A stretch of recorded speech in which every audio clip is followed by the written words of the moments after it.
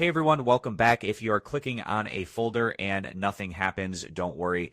In this video, I will show you how to fix the issue where folders won't open with a double click on Windows 11 or Windows 10. Let's get right into it.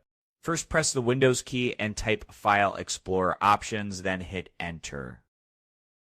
In the window that opens, make sure you're in the General tab. Look for the section called Click Items as follows.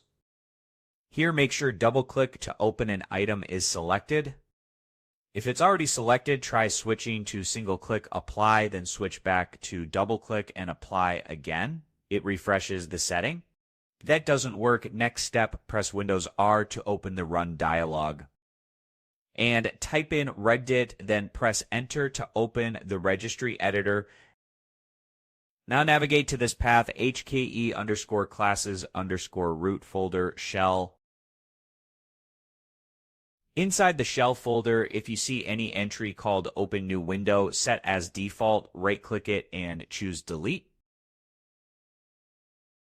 It might be overwriting the double-click behavior.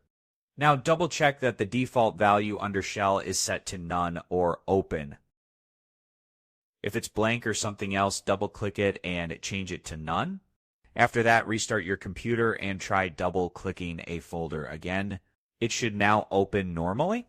One more tip, make sure your mouse settings are okay.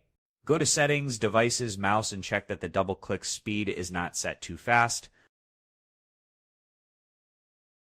If it's too fast, Windows might not register your double-clicks properly.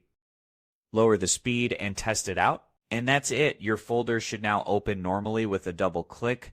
If this helped you out, give the video a thumbs up and don't forget to subscribe for more Windows tips and fixes. Thanks for watching.